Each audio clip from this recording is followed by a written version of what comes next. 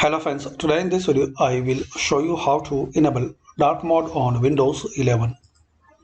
So click on start, type settings,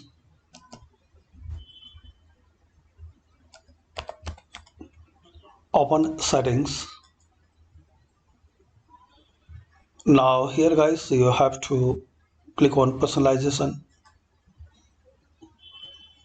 Now click on colors.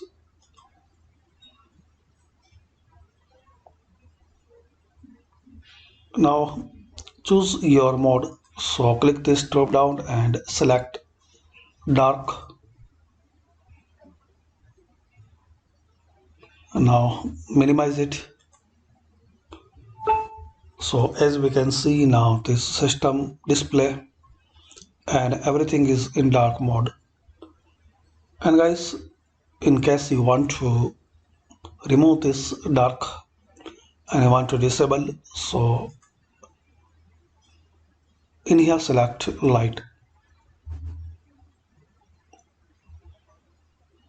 So hopefully guys you like this video. By these simple and easy steps we can know how to enable dark mode on Windows 11.